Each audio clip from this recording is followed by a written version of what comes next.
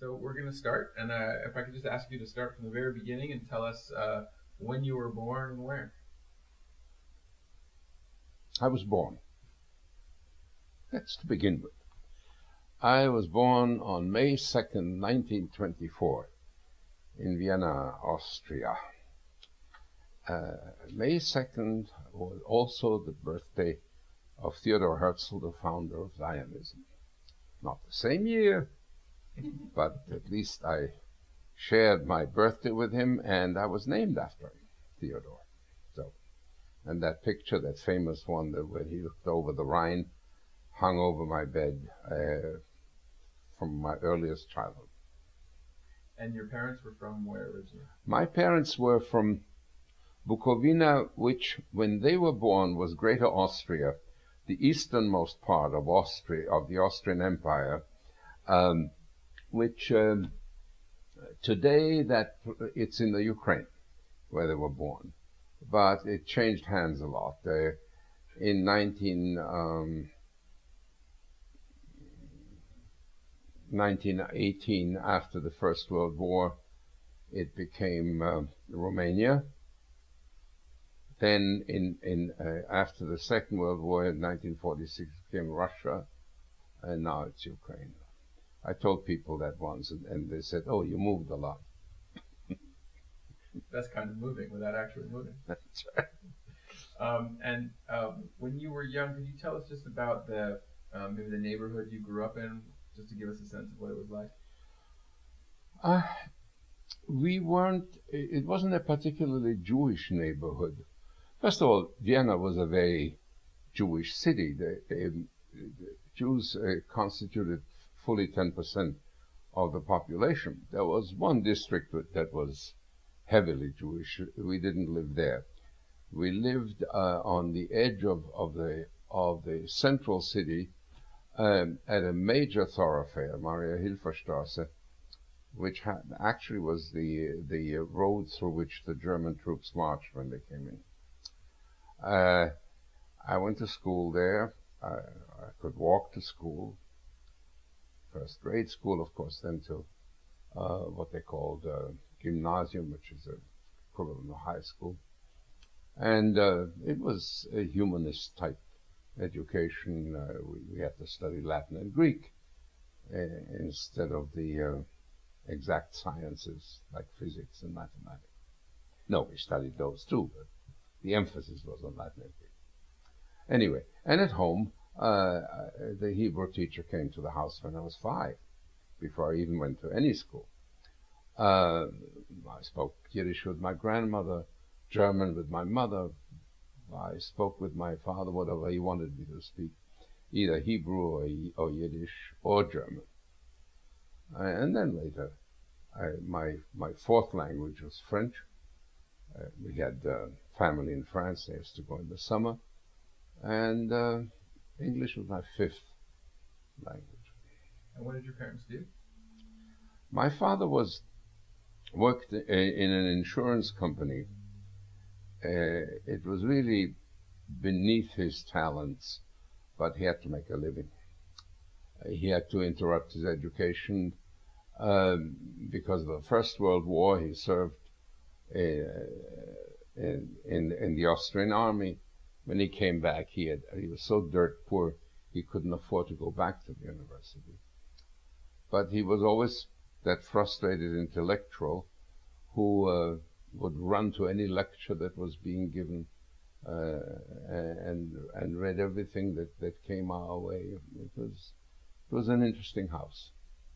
I mean, and that period in Vienna was, of course, one of the great periods of modern artistic history in terms of music, opera, everything. I mean, to what extent did that climate, do you think, influenced you in your own life? The climate influenced me a great deal, both in the negative and the positive sense. Recently, I had occasion to talk about this. The Austrian government gave me the highest honor they have to give in the arts and sciences. Ironically, that's a cross. And when I accepted it, I said, I'll never forget, and I cannot and I will not, what drove me away from Austria. But by the same token, I also have to always remember that Vienna was the place where I learned to love the arts, I learned to love the theater, which became my life's work. So much of the discussion, and particularly about Jewish identity in Vienna in that period, was a very interesting period for it because there are many who actually later claimed that, in a sense, it was the Nazis who made Vienna's Jews Jews. That there were so many Jews who were kind of cosmopolitan Viennese who didn't identify. Didn't apply to us. Our family was very Jewish long before the Nazis came, but it did apply. You're quite right. That definition would apply to some of my school friends. We had in my class, it was a class of about 40 boys, 10 of them whom were Jews. I remember every single one of them by name. And interesting, something that doesn't happen in America, I cannot tell you the name of a single one of my non-Jewish classmates. Not one. We were never invited to their homes. They were never invited to ours. There were separate existences that we led side by side. And what year did you leave? 38. The Nazis came in March of 38. It took us fully 6 months before we were able to leave. And so you were roughly 14. I was 13 when they came, I was 14 when we left. And were you fully aware of what was happening? Oh, God, yes. Of course. We, as I mentioned before, we saw the German troops under our window. They were greeted with jubilation by the local populace. After the hardware, the military hardware, not one shot was fired, of course. There were open limousines, and there was Goering, and then there was Hitler, right under our window. And we kind of looked from behind the curtain. Everybody else had their windows wide open to welcome the Germans. And within a couple of days after the school reopened, there was a general assembly, and the headmaster of the school made a speech. And he said, and I can quote, I could quote it to you in German as he said it, but this is what he said. If in the first joy and exuberance over the reunification with our German brothers, excesses should happen, we will not be inclined to stop them. It's a clear invitation. And true enough, the boys from the older grades came and asked our classmates, the non-Jews, to point out who the Jews were. They pushed us out into the hall. We were roughed up, beaten up. I came home bloody. That was the beginning of it. And before long, there were certain laws. We couldn't go to movies, we couldn't go to the theater, we couldn't use the public parks, etc. And we tried. We scrambled to get out of there. My father and I even started to study Spanish in case we got a visa to a Latin American country. Luckily, the British gave out very few entry permits into what was then Palestine. Was then a British protectorate. And they turned over those certificates, they called them, to the Jewish community, who in turn distributed them according to seniority in the Zionist movement. And my father had been a labor Zionist all his life, and he was at the head of the list. And we got one of those few coveted certificates which allowed my father, my mother, and me to actually travel to Palestine legally. And we we did that. We did on circuitous routes because although it was you could go directly south from Vienna and go to Italy very quickly. But the Austrian border guards were known to be engaging in chicanery. Even if all your papers were in order, they could tear them up and send you back or whatever. So we went through Germany. The Nazis had been in power there for 5 years, and they were more correct. If your papers were in order, they let you through. So we went from Germany to France, from France into Italy.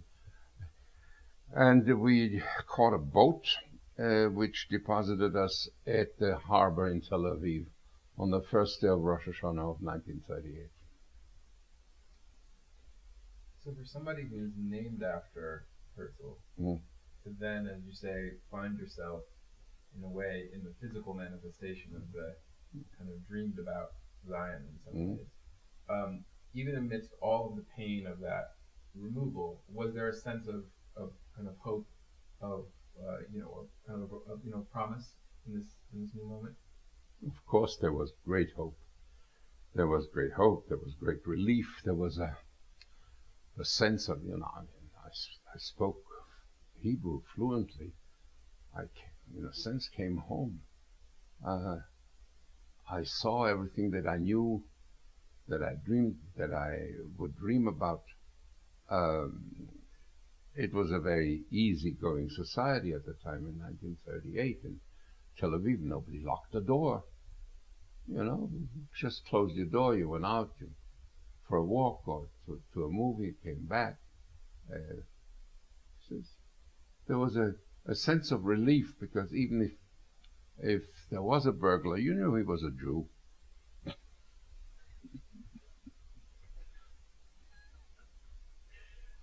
And so, where did you move? Can you tell us a little bit about where you moved once you made it there? What the neighborhood was like in Tel Aviv itself? Well, my family, of course, settled in a little apartment in Tel Aviv. My father looked for a job, found one in short order, not in insurance where he had worked in Vienna, but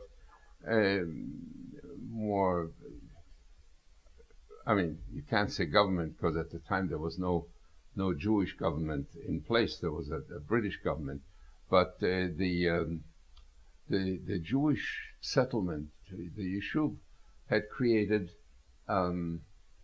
its own organisms and mechanisms of how to deal with people, and so there was the Histadrut, which was basically the labor, the general labor union, which administered health services to everybody, and my father worked for them.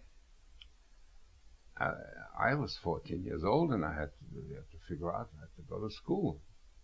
I wasn't finished with school. We'd always thought that when my time came for university, I would possibly go to the Hebrew University, etc. But it was too early for that. I was still in high school. So we decided, I mean, this thing had been imbued in me that I wanted to be a pioneer in the land that needed pioneers. And so I went to an agricultural college, Mikveh Yisrael, not far from Tel Aviv. It had been founded by the French philanthropist in the 1890s, Alliance Israélite Universelle, and very old-fashioned agricultural college where we studied general subjects and, of course, a lot of agricultural stuff. And from there I went to a kibbutz. It took me quite some time to realize that I had absolutely no inclination or talent for agriculture. My talent were in culture, not in agriculture. And the kibbutz realized that was so. And So they used me for pageants, festivals, arranging for people to sing and do playlets and stuff. Then they sent me to a seminar um, in Tel Aviv to learn how to do these things properly, and we studied with actors and dramaturgs and makeup people and everything to do with theater. The idea was that every kibbutz sent a delegate, as it were. I came from Kfar Maccabi near Haifa, and all these kibbutz people were learning the rudiments of theater, and the idea was for each of us to go back to the kibbutz and then be the cultured person in place. Uh, uh, the problem was that once I had tasted that, I knew that that's what I wanted to do in life, and not be working with amateurs and try and drill into them how to do a little pageant 2 or 3 times a year. So I begged them, begged forgiveness from the kibbutz, because they'd obviously expended some effort and money to let me study theater, and I left and joined the studio of the Habima. My father was gracious enough to let me do that. However, he made a condition. He said I would have to pass university exams in case the theater doesn't pan out. I could go on to an academic career. So I did that parallel. I studied for it was still British at the time, so you could get a BA, or what they call an intermediate BA, by do it all. You studied for it, and then they locked you up in a monastery for 5 days, and you wrote papers, which went in the diplomatic pouch to London and were graded. So I did that parallel with going to the theater, studying theater, seeing plays every night. Sometimes I saw the same play 16 times to ferret out what it was that they were doing and how I might be doing that that way or differently. And was there a sense, as you were kind of immersing yourself in the arts, that, because so much of your career obviously has moved in and out of the arts and politics and social justice, and sometimes they've been parallel paths and sometimes they've crossed paths. I'm just wondering, at this key early period, were the arts for you, the arts, capital A, separate from society, or did you have an early idea early on that there was a link between the arts and culture and questions of nationalism and identity and all the things that have been a big part of your life? It's a very good question. In my world, the art has never been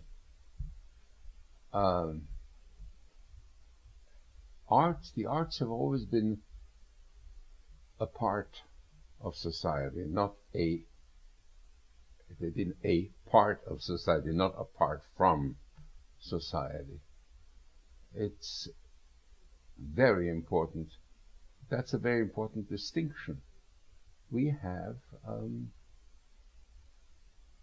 maybe that has to do with the fact that of the Zionism, of having to leave Austria. Maybe it has to do with the fact that I realized that somewhere the two intersect and have to. It's wonderful that the arts can be, not everything that an artist does has an ulterior motive or another purpose. We make people laugh. We make children clap their hands. A lot of what we do really has little to do with society. But a lot of what we do cannot have nothing to do with society. Look what theater does. Theater condenses a lifetime into the space of 2.5, 3 hours. As somebody once said, cutting out the dull parts, as it were, but making a point somewhere. Somewhere there's a point. Art is life. Theater is life with comment somewhere. There's an antagonist and a protagonist in the theater. When I sing a song, to me a song is a mini drama, a mini comedy. The actor in me informs the singer. In return, the singer informs the actor. It gives me a sense of timing that the singer has that many actors struggle to acquire. And I have it. And did you start singing at the same time that you were getting involved in theater, or did your involvement in the folk scene in particular come a bit after? I always sang. I sang at home. I sang with family and for family, for friends. It never occurred to me that singing could be a career, that it could be either parallel to what I was doing in the theater. Sometimes you sang a little on the stage. We didn't have anything that was called a musical. There were plays that had music in them, but there were snatches of things. There was no it wasn't a discipline, as it were. It didn't become a profession with me until I got to America, actually. I mean, I sang at home, obviously, in Vienna. I sang when I lived in Palestine. Then I left there and I went to England to study. I was in England for 8 years. I sang at parties, 2, 3, 4 parties a week. That's what I did at parties. I never rehearsed. Singing at parties was my rehearsal. Okay. Came to America. Roughly what year? In 1954, I came to America. America is a country that doesn't tolerate you doing anything well without forcing you to accept money for it. So I all of a sudden I had a brand new additional career because I sang and I played the guitar. I still did what I did, going to parties and doing that.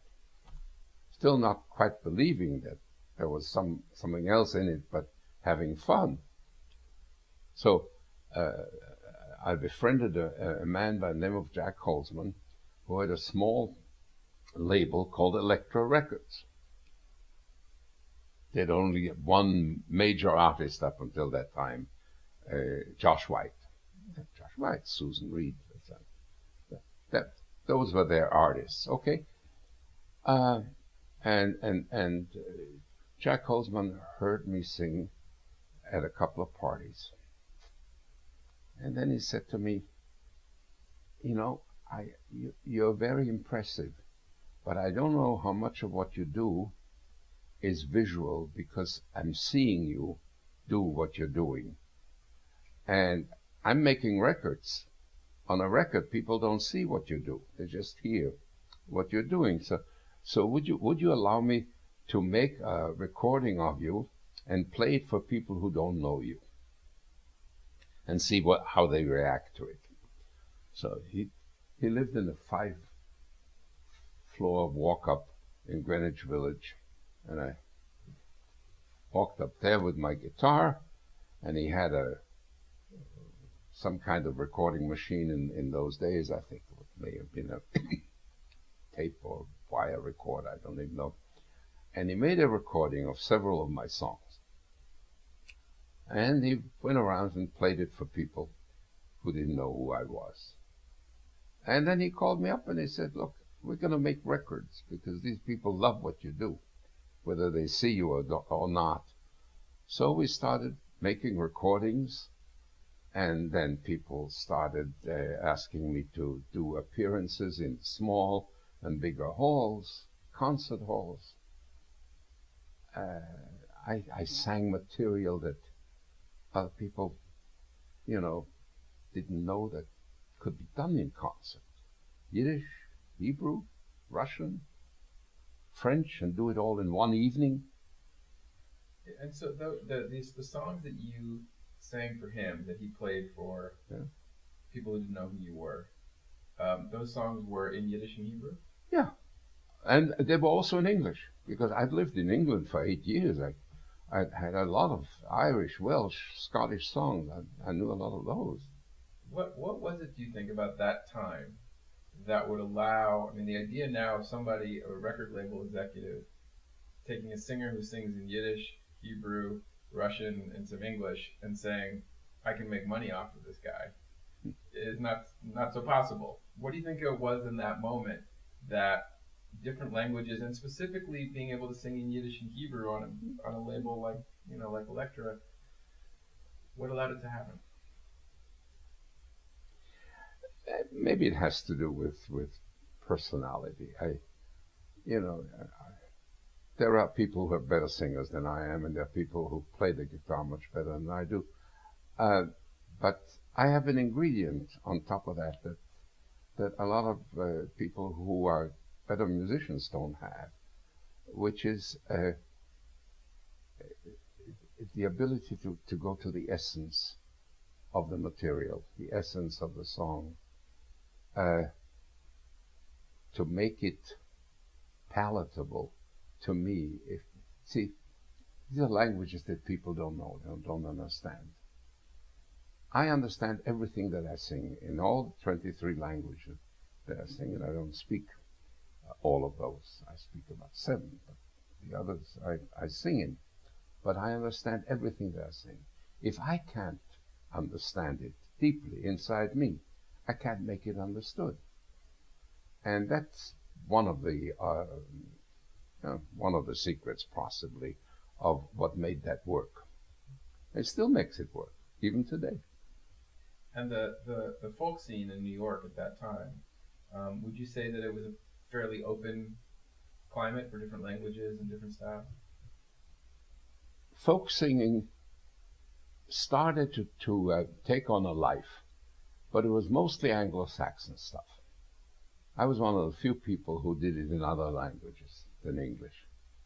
At the time, there were people like the Clancy brothers and Tommy Matham. There was Cynthia Gooding and still Susan Reed still sang, and Jean Ritchie with her dulcimer. Those were the people who sang, and they appeared in little clubs or somewhat larger venues, and certainly at the parties. But in other languages, at the time, there was nobody else. And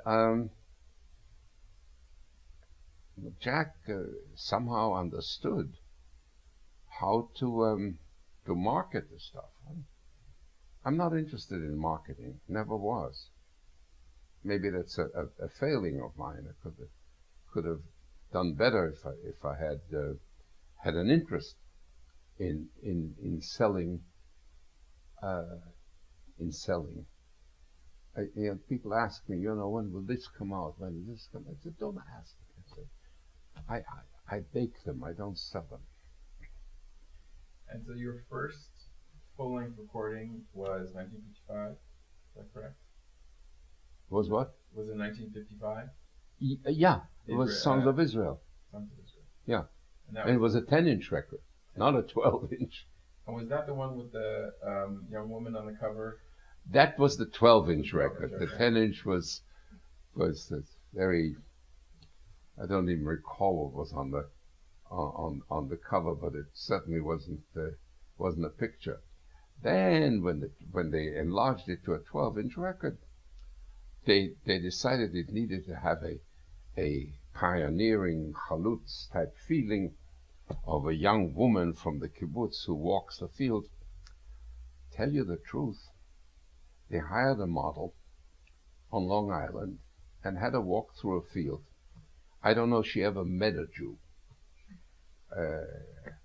or knew where Israel was, but it looked very Israeli. And that actually became a mini tradition for some of your album covers. Yeah. The 1958 with the Jewish folk songs. Yeah. Very famous album cover. Would you mind telling the story of that album cover? The Yiddish songs? Yes, but shot in the Lower East Side. Next to A young boy. a poster that had, it's like a theater poster that had the titles of the songs in Yiddish. And so we figured out we needed I needed to tell it to a youth. So where'd you tell a youth? Where'd you take a youth? First of all, you can't take a Hasidic youth. They won't allow their picture to be taken. Well, we saw a little boy walking the street, gave him a couple of dollars, and I said to him in Yiddish, "Komm mal her, Jüngerle, come here, little boy." And he said, "¿Qué quiere?" What do you want in Spanish? Okay. He was a Puerto Rican kid. On the picture, who knows, Puerto Rican. He looked Jewish with a beret. You want me to tell the crayon story? You're going to put this on the air? Well, we were against a brick wall. And I said to myself, how can there be a brick wall without graffiti? And so next to the poster, I wrote with a crayon 3 letters, Hebrew letters, Pei, Aleph, Kuf, which if you know how to pronounce Yiddish, it spells fuck. Because, that was your graffiti. Now, if you look at that cover, even today, it has, very faintly, but it has those 3 letters on it.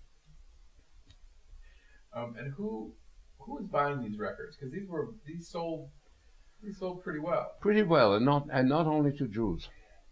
Obviously, heavily to Jews, but also to other people. They were interested in me. You see, at the time, I was also making a career in television and films and the theater, so my name became known in my other endeavors. Some people didn't believe that was the same person. I mean, somebody came up to me and said, there's a singer by the same name as yours, only he pronounces it differently. I said, people like that. But I became known in various circles of people who were interested in the arts. And those are the people who bought records. And in terms of your role within the kind of the artist family, the label itself, what was it like being part of Elektra in those early days? What was the climate of the offices, the other artists? Elektra was a very small family and a very closely knit family too. Jack was always the brains behind the operation, but Jack also had, people often fail to give him credit for that. He was not only a promoter, he really had, and still does have, a feel for the material. He loved folk music. In fact, he left college, I think he was thrown out of college, because all he cared about was electronics and folk music. And the college needed him to be interested in other things as well, I guess.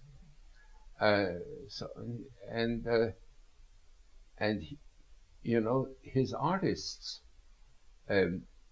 knew that his passion would support them. And indeed, some of the artists that he took didn't, on the face of it, it didn't seem that there would be commercial successes at all. but they were good, and he knew they were. Let me ask you about a couple of other albums in that roughly in that same period. A couple of them, both dealing in one way or another with Russian music, Russian folk music in particular. What was your interest in the music of Russia at that time? When I lived in Israel, Palestine, I call it Israel because people, you say Palestine today, has a different connotation. Most of the Jewish intelligentsia had come from Russia. The theater people had come from Russia. If you listen to early Israeli music, it's basically recycled Russian melodies with Hebrew texts. That's the early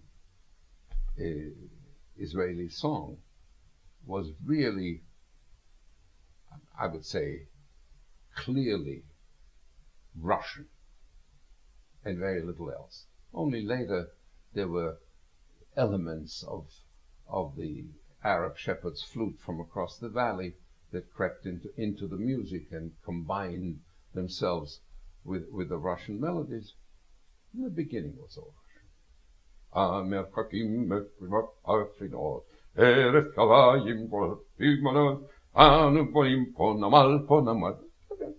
Pure Russian stuff. Okay. And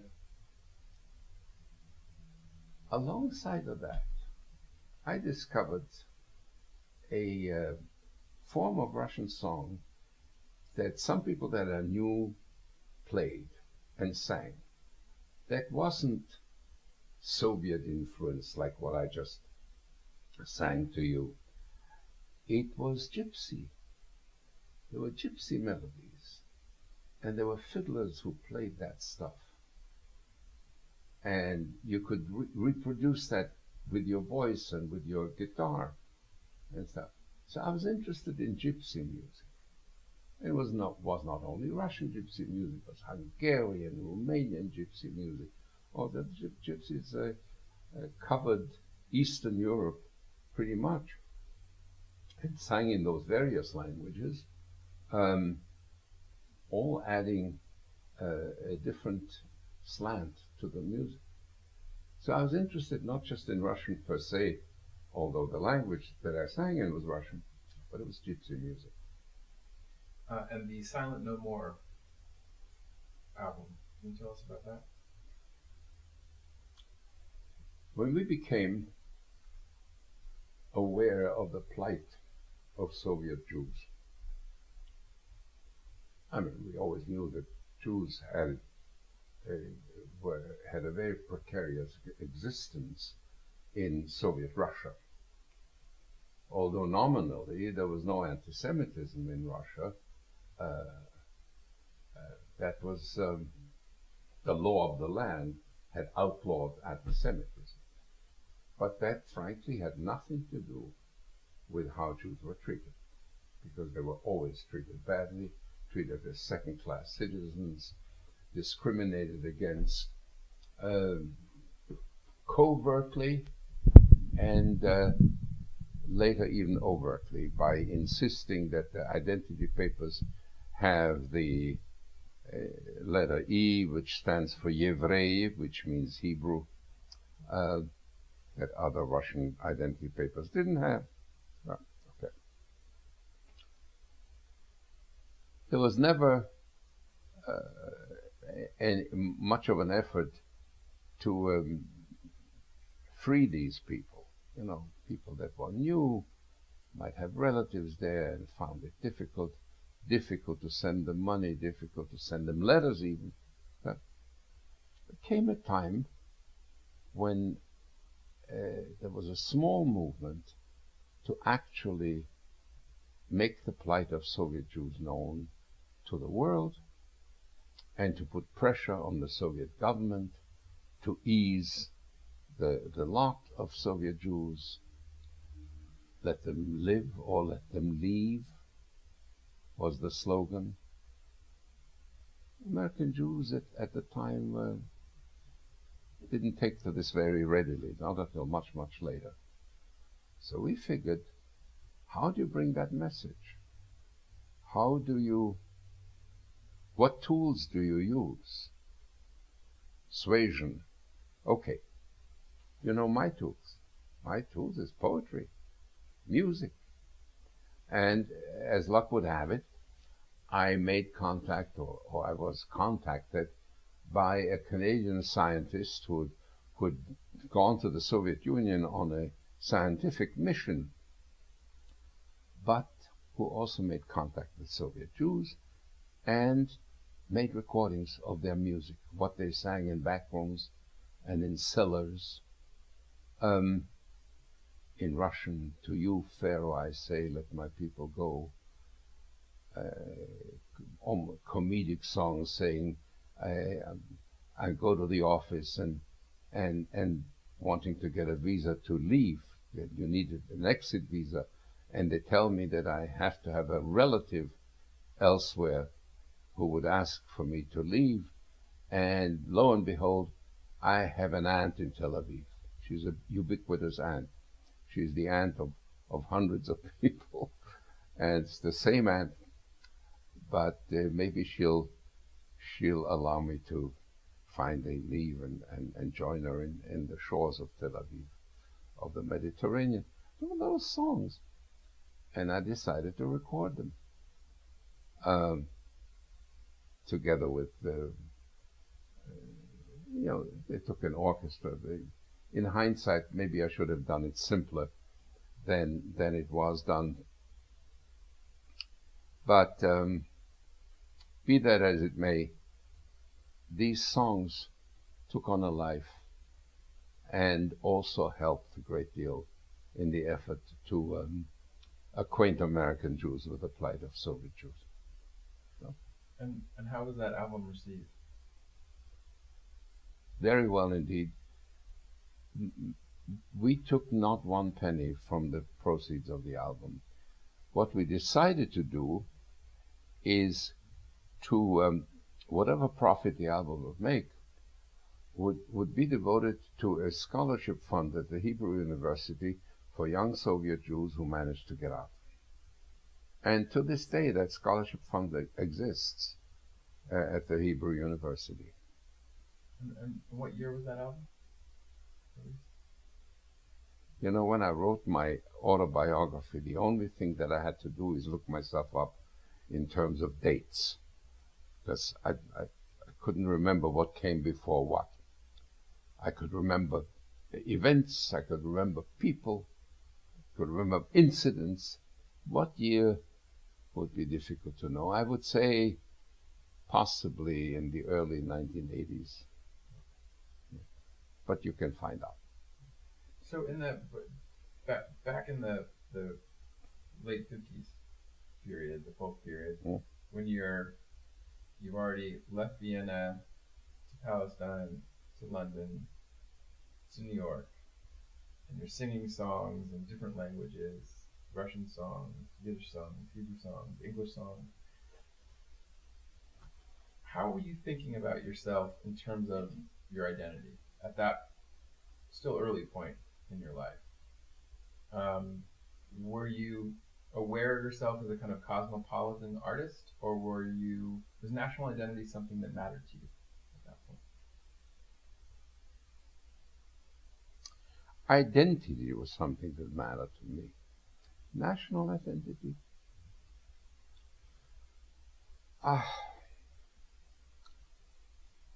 By nature, Jews are cosmopolitans.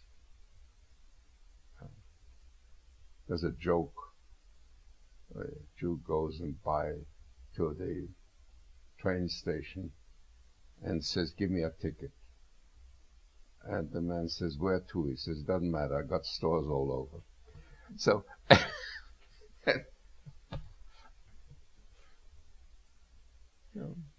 And was that sense? oh, there's another joke that I love. He said, "I'm taking a trip," he says to his friend. He says, "Where to?"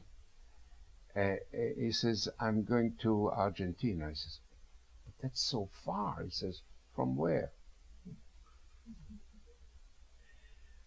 And yet, at the same time as there's this diasporic sense of being Jewish at this time, this is also obviously in the early 50s, fresh in the kind of new moment of Israeli nationalism and the birth of Israel as a nation. In those early years, what was your feeling about the state of Israel and your relationship at that point living in the United States? I have a very close relationship to the notion of Israel, to the existence of Israel, to the survival of Israel. Do I consider myself an Israeli? No, I don't. I have chosen decades ago to make my life elsewhere. Not because I don't like to live in Israel. I left Israel because as an artist, it was too small for me. Later, I stayed in the West because I could do what I was doing better in the West, and then I could have done it in the ambit of Israeli culture, which would have been mainly in Hebrew, which I master very well, but it is limiting. And I refuse to be limited. I'm also convinced that it is a true sign of attachment to Israel is to not overlook its flaws. I think those who say that Israel can do no wrong are as misguided as those who say that Israel cannot do anything right. You have to be aware, and that's true of America as well. Those who say my country right or wrong, it's a cheap slogan. It's right when it's right, and it's wrong when it's wrong. And both have to be said loudly and clearly. And that holds true for any place in the world, really. So kill me, but I am what you call one of those left-wing liberals who believe that the world needs to be fixed. Tikkun olam, as in the Hebrew adage, you have to perfect the world, make the world better. And when you talk about Tikkun olam, it also says that it may not be given to us to complete the task, but we are not free to desist from undertaking it. And that's true about America, about Israel, about any place that you care to mention. So, I am among Israel's critics because of the love of Zion. That same urgency to critique in order to heal was obviously something, I mean, really almost at the same moment as the birth of Israel, as the civil rights movement is heating up and unfolding in the U.S., which you were also very much a part of. Was that same sensibility, were you conscious of that at the same time as you were getting involved with the U.S. movement? It was a slowly developing realization. It didn't come as an epiphany. One fine night you sit up in bed and you said, suddenly realize something. No, it was burning under the surface and then came to the surface. And was your involvement in the folk music scene in New York, was that a big part of it as well? Surely. I mean, do you know any right-wing folk songs? I don't know any. I mean, the only right-wing folk song that I could possibly mention is a song was sung, and if you forget the singer, take this job and shove it. Johnny Paycheck. That's it. Other than that, I don't know.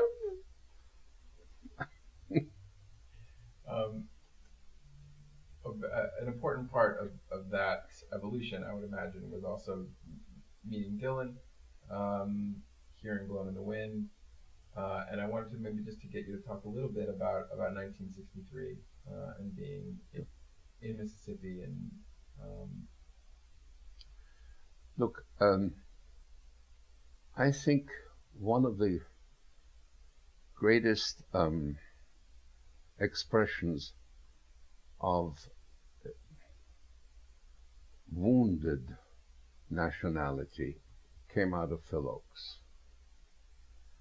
Phil Oakes grieved for the land that he loved, and he wrote his grief. He composed the songs about his grief. Bob Dylan learned from Phil.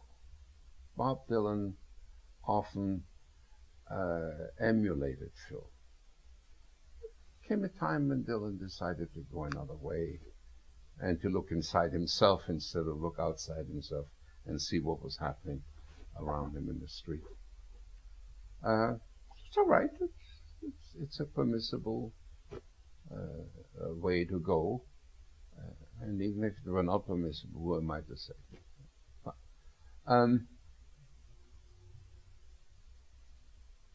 I was there the night when Dylan went electric in Newport. I was a director of the Newport Folk Festival. I was one of its founders. And I recall that afternoon, Dylan had played with the Butterfield Blues Band in an afternoon workshop and had experimented with them. So this wasn't totally out of the blue for me. As a matter of fact,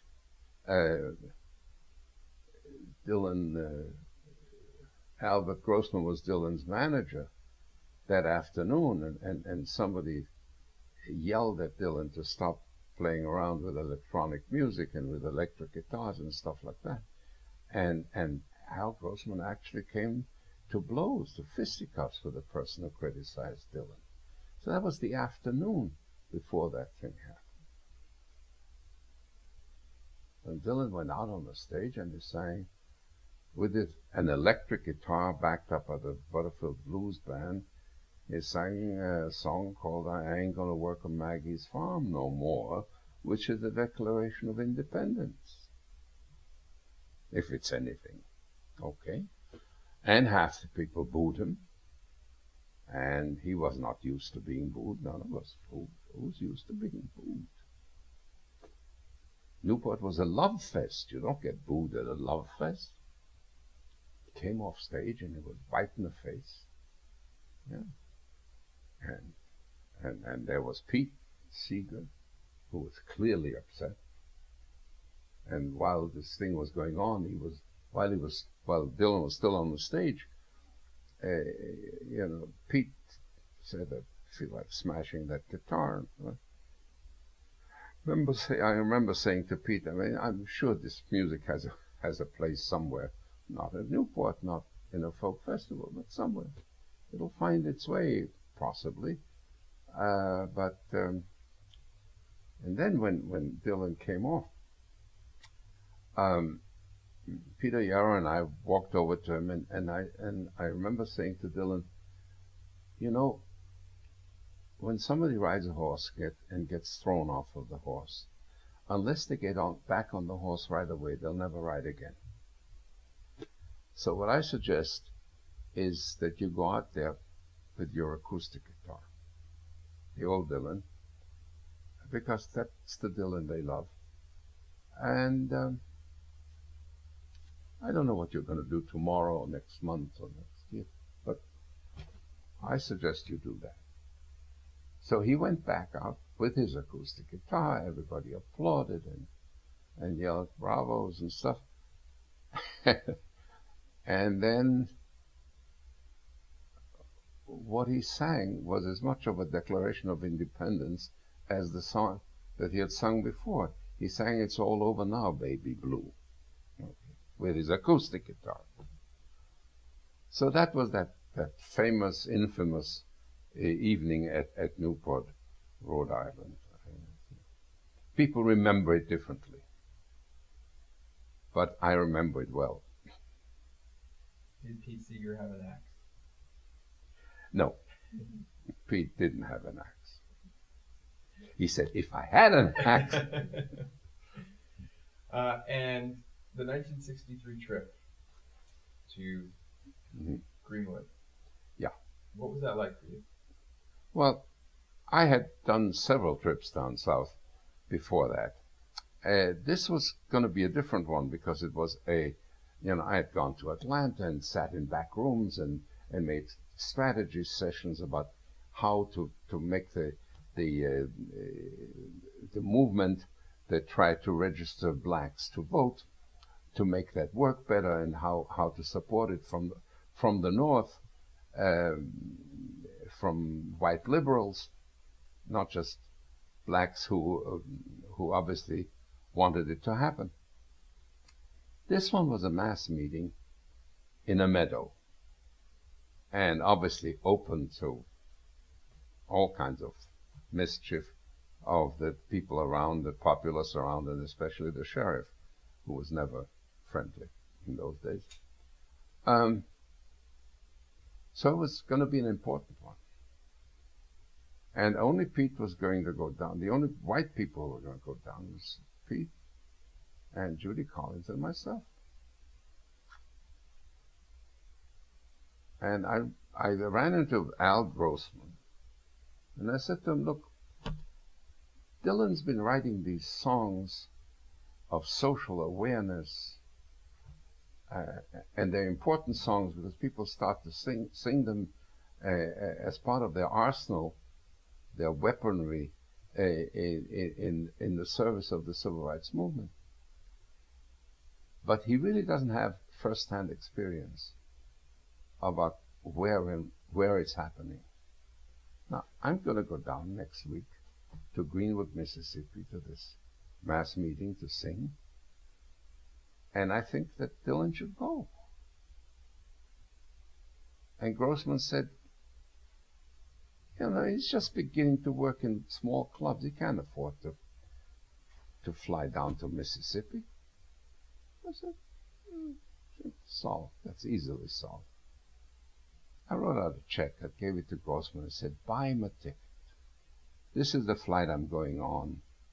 Book him on this flight. We'll go down together, he and I. Don't tell him where the money came from. Just buy him the ticket.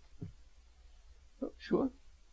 So Dylan and I sat on this flight. It was an evening flight on the night before the mass meeting. And he was writing lyrics on the backs of old envelopes. And I remember saying to him, I'd like to see the lyrics you're going to write on the way back. Sure. The next day, there was the meeting. People sang. The Freedom Singers sang. We sang each other. Dylan sang. It was very good. And that was basically, I think that was the last time really that Dylan was actively and proactively engaged in the movement, as it were. I don't think he's forgotten it. I know he hasn't, because he's written about it in his book as well.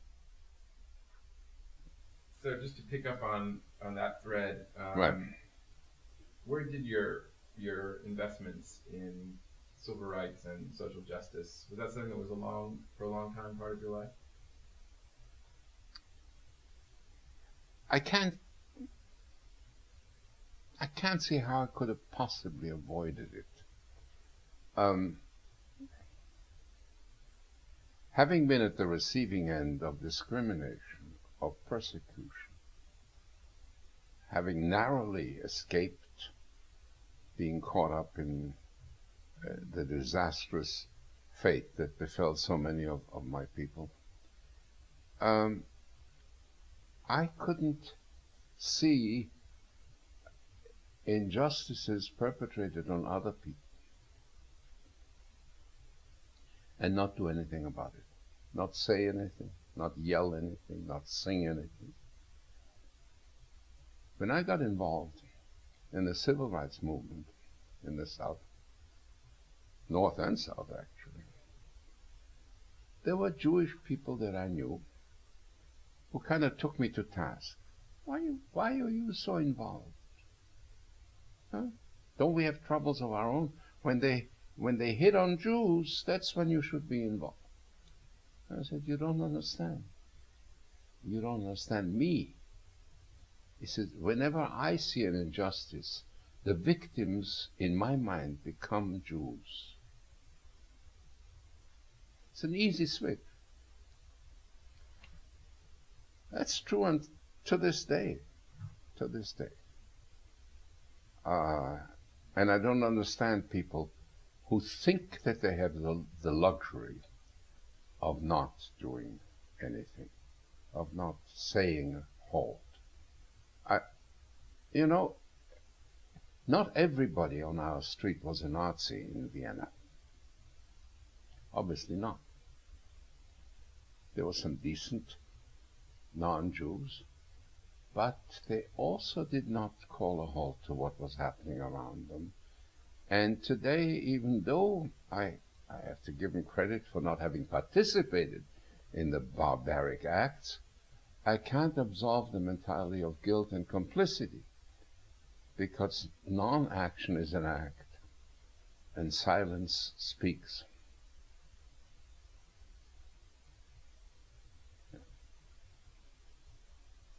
And in terms of specifically being in New York, being in the U.S., visiting the South, and seeing the injustices against African Americans, and also being so exposed to the blues and to African American folk music and spirituals, for you, was there any sensibility of a special relationship between blacks and Jews? If there wasn't, I created it. I remember singing in black churches, and I would sing a Jewish labor song that in Yiddish that my father had taught me, and I translated it into English, singable English. But it was clearly, a song that says, now awake, the end's in sight, see your power, feel your might, were it not for your strong hand, not a wheel could turn in all the land. Something that they understood readily. It's a Jewish song, sung by crypto-communists in Russia. Was that a relationship that you think, what's your sense of how that relationship has changed over the years? It changed with Stokely Carmichael declaring war on Jews.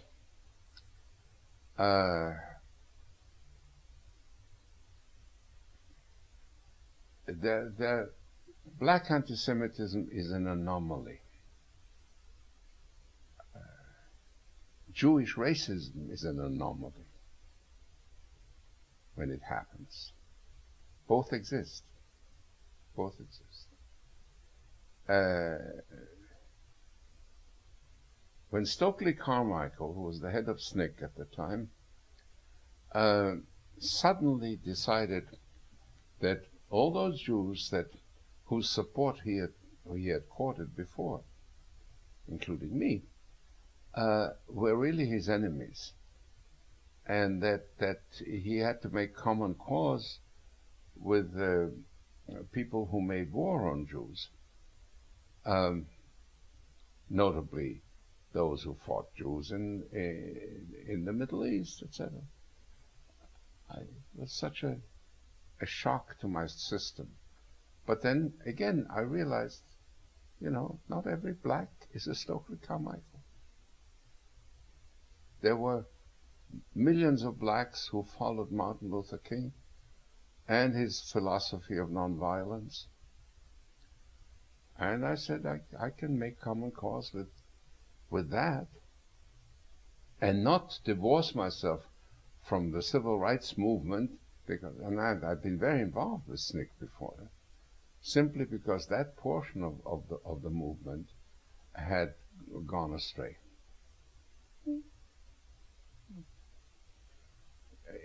It's easy to find excuses not to do things. It's easy to to abscond yourself from the fight. Just as it's easy today to say that because 19 people who bombed two towers in New York were Muslims,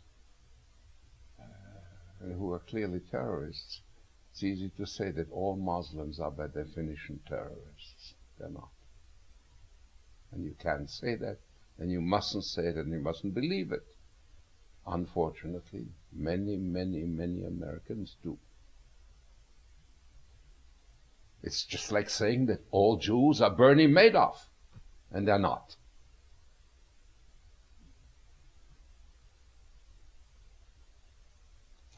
It's not an easy world to live in. But it's also a world of hope. Perhaps this goes without saying, but how central of a role do you think music has in negotiating that gap between how difficult the world is and how much hope there can be? I'm not naive enough to believe that the singing of a few innocent songs can alter the course of the world, can avert disasters.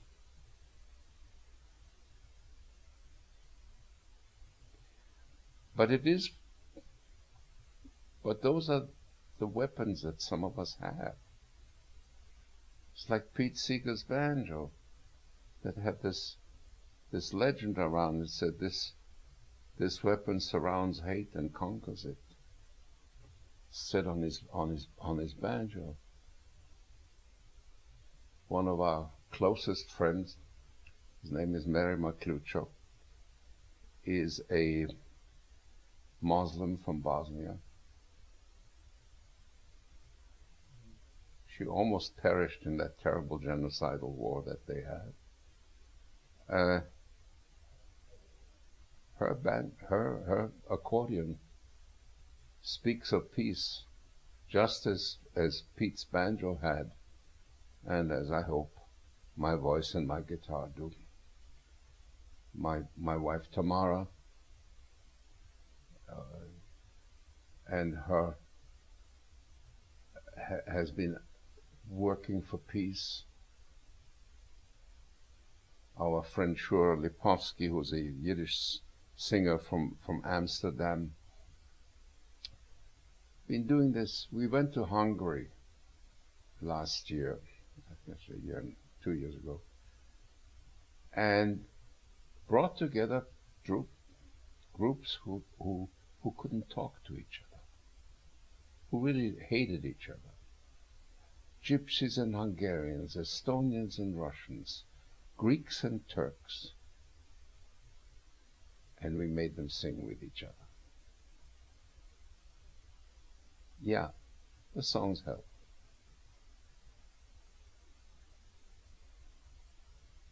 When you were involved in the civil rights movement, were you listening to a lot of black music itself? Sure.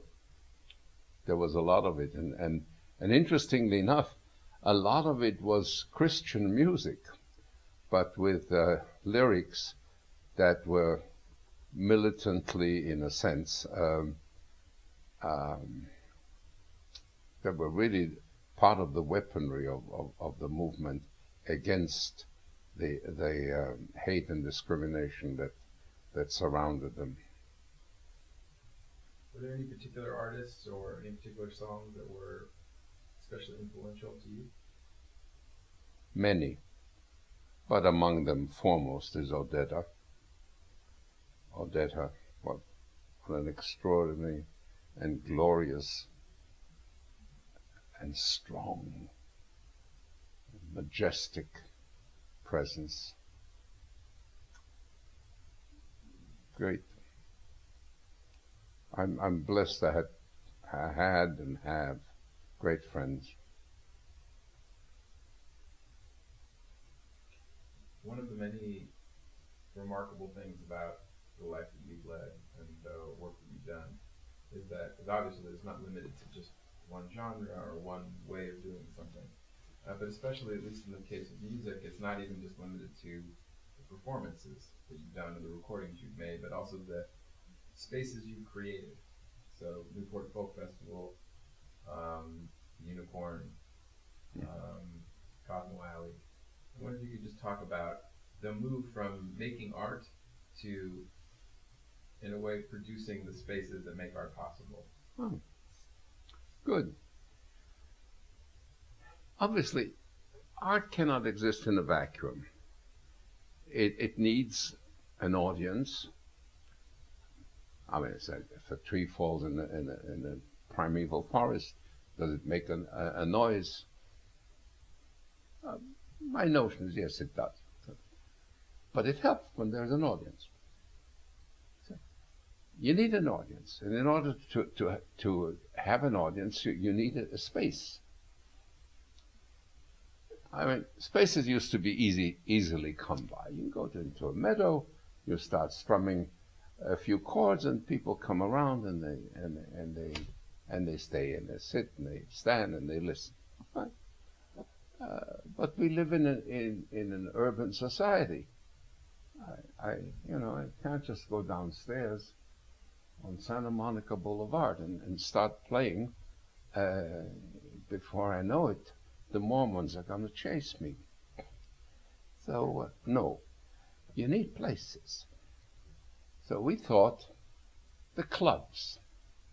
There were clubs, folk clubs, or clubs who were jazz clubs, and who found that their space wasn't always fillable with jazz, and then they co-opted the folk people.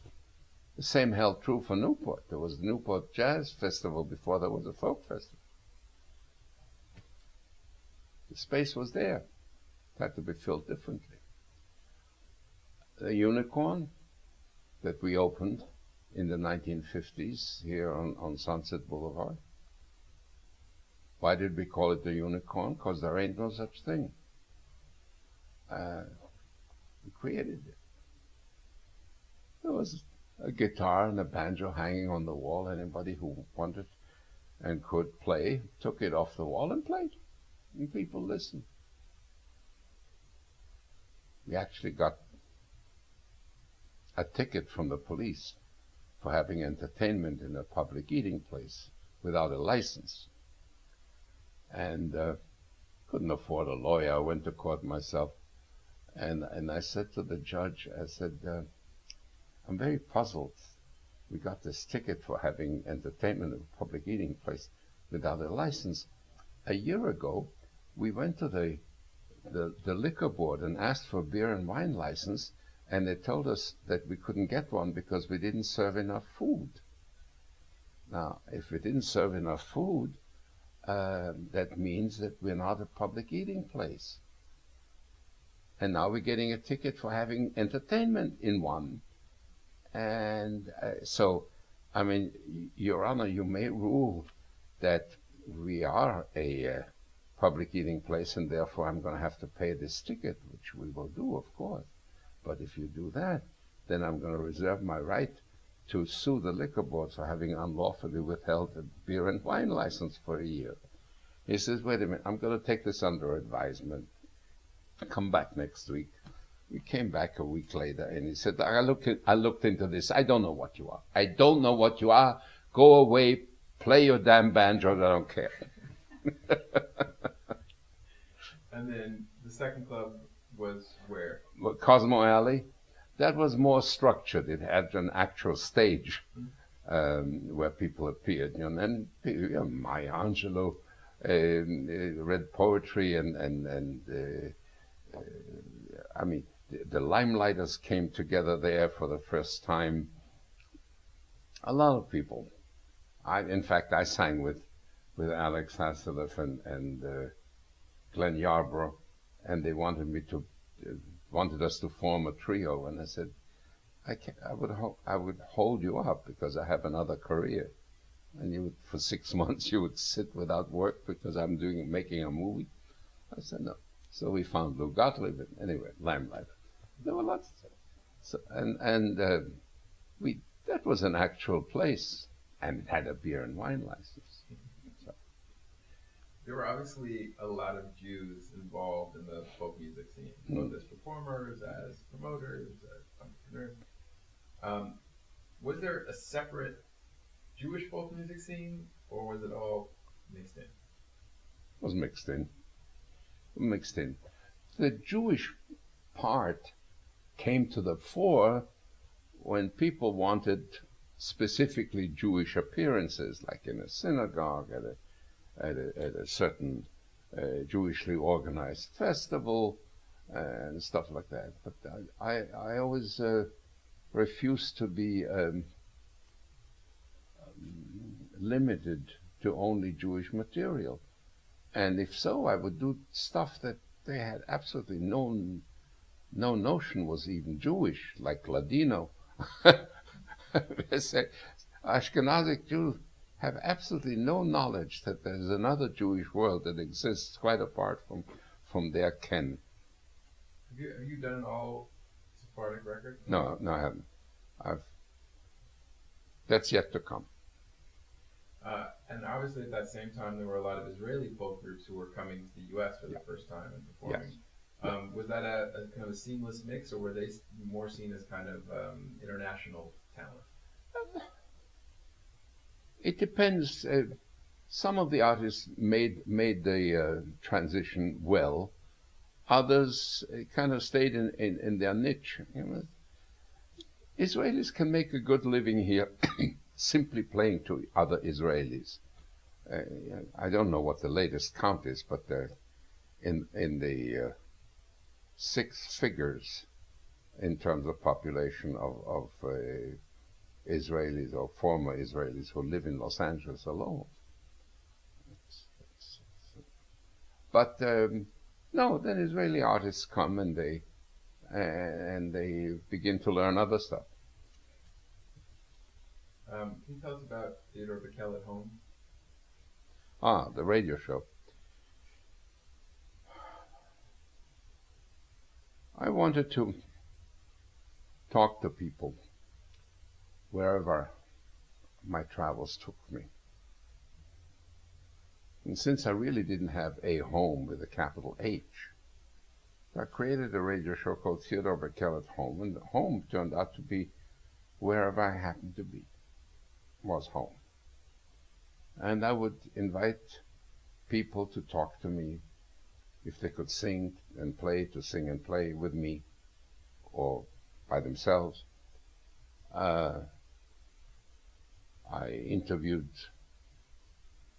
even interviewed Archbishop Makarios of Cyprus, who was in exile in Athens while I was in Athens making a movie. And you grabbed whatever you could, and I would send the tapes to the States, if I was outside of the United States. And if I was in the States, I would send the tapes to, usually, I was carried on 6 stations, including KPFA in San Francisco, and there was a station here in Los Angeles. There was WBAI in New York, FMT in Chicago, and we would make 6 copies of the tape and send them over. It was interesting. It was what a nice thing to do, but it was a chore. I had to deliver every week, and It was all talk, or was there ever music on the program? both. And sometimes when I couldn't find anybody to interview, I did a disc jockey thing. I spun records. Like, what kind of stuff would you play? Very esoteric things. I found a Bulgarian women's choir and things like that. Stuff I said, let them hear stuff that intrigues me.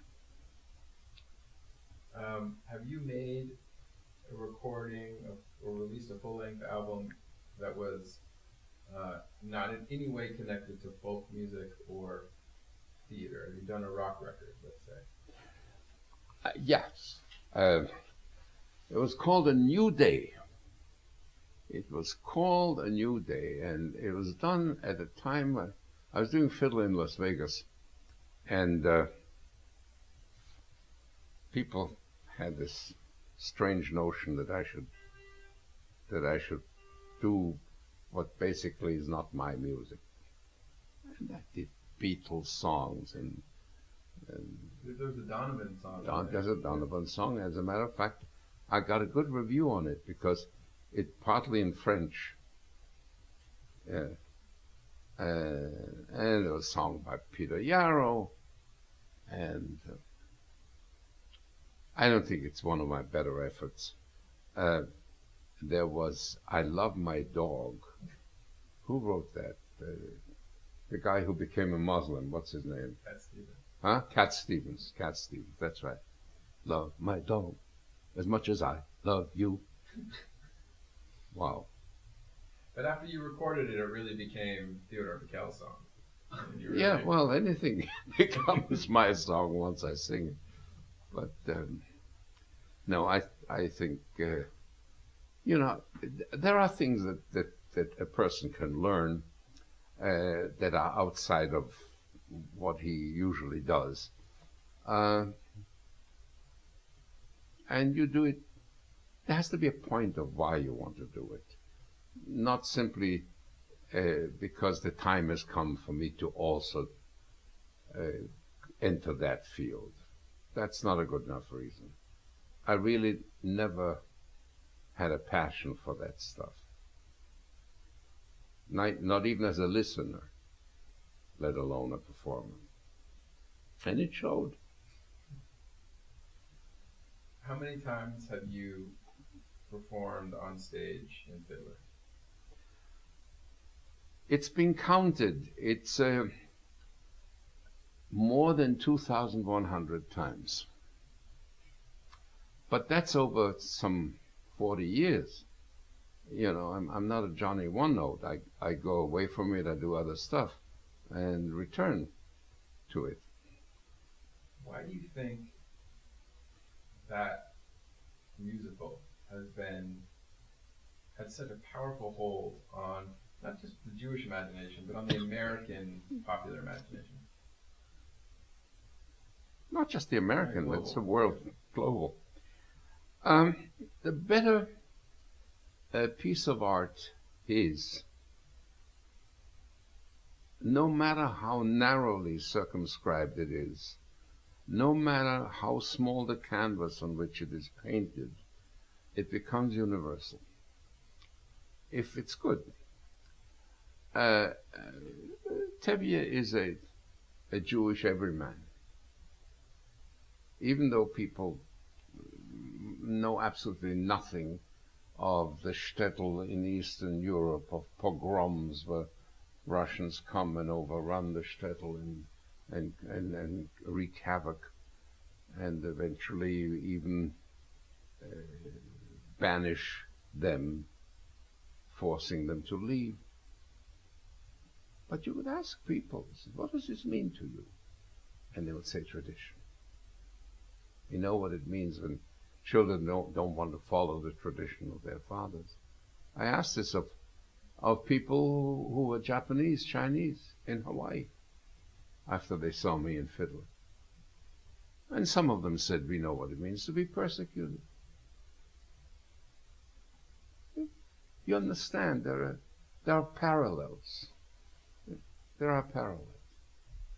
Audiences in the theater in New York are heavily, overwhelmingly Jewish, you'll find. Get a black play like Fences, which is quite wonderful, by the way, that with Denzel Washington. You get what's the play that years ago that Sidney Poitier was in as a young man. I saw that play at a matinee, and elderly Jewish ladies, watching a play that takes place in the suburbs of Chicago. All black peoples. That's the way life is. You understand that life? Absolutely. A Raisin in the Sun, it was called. So the question of tradition, which Fiddler, obviously makes both a centerpiece of its plot, but also of its score, its book. In a way, so much of your recorded music, if you look at just the,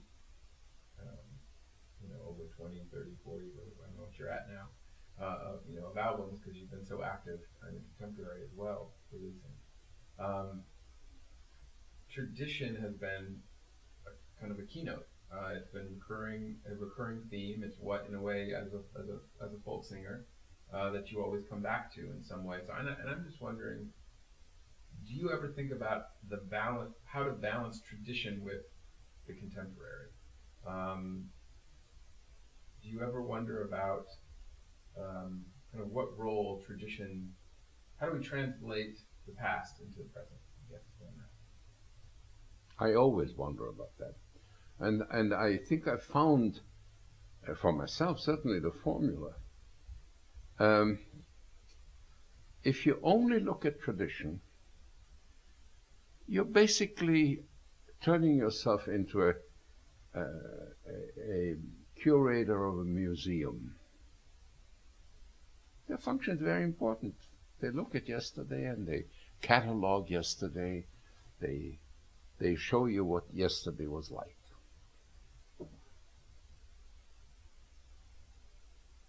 My take on yesterday is it must inform today. There has to be a thread, a link from yesterday to today. Because if there isn't, then you don't even have a direction of what tomorrow might look like in your mind. Nah.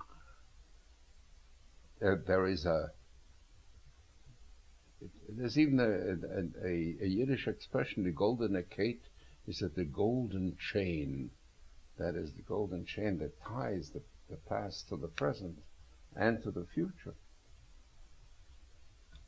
I think about that all the time, that I once wrote about this, about people who think that they can treat themselves to an existence that doesn't have a past. I like that mythological bird, the phoenix, that has no parentage. It sprung out of the desert one fine day, says, here I am. No yesterday, meaning no parentage, no memory. Here I am. Mazel tov. What do you do with that? What do you do with that? Here I am. And you start singing off the bat? What songs do you sing? What melodies come to mind when there was no mind of yesterday? We cannot treat ourselves to a phoenix-like existence. Doesn't work. Doesn't work. Mustn't work. So much of your life, even though we've been focusing on music, obviously is not limited to that. And I think, especially in the U.S., most people are discouraged from thinking about themselves and the work they do in multiple paths. We're generally raised to follow one path and hopefully follow it well. But the idea of doing multiple things and pursuing different careers is, I think, in most cases, discouraged. You're a model in terms of someone who's been able to pursue all of these different paths, through politics, through theater, through film, through music. Is there a rationale for you in doing that? Is that a kind of programmatic choice, or is it just how it ended up?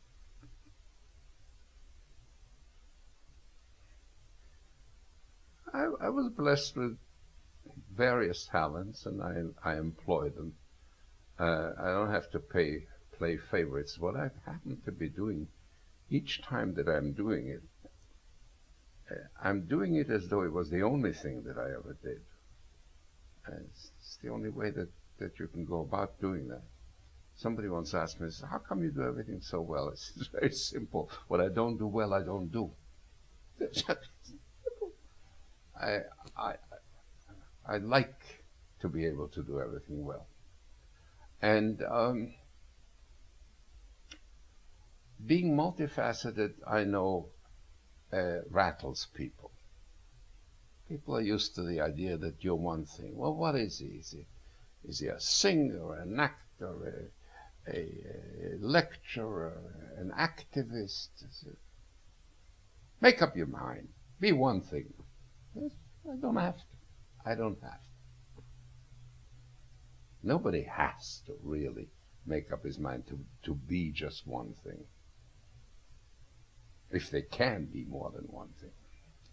Do you think there's any connection in your own biography between that multiplicity of choices and paths and the multiplicity of places that you call home and the multiplicity of histories that you've been able to touch on? I've never tied myself to geography. There's a Latin saying, ubi bene ibi patria. Wherever it's good, that's where home is. I couldn't possibly tell you that I can't conceive of myself living anywhere but here or here or here or here. It's not true. Not true. I conceive of living just about anywhere where there are friendly people who smile, who listen to music or who make music, people who don't shout and don't shoot. That's home. When you look back over the course of your career in your life, is there one thing you can point to that you're the most proud of?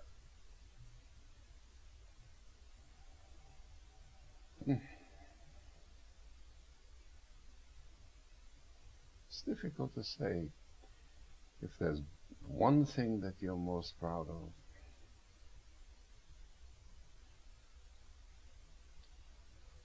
Possibly because I've survived without having done major harm to anyone. I don't think. No. And how about the inverse? Is there a path that you wish you wouldn't have taken? A choice you wish you wouldn't have made? There's no profit in those thoughts at all. Sure, that probably I could have done this, I might have done that. I could have had a V8.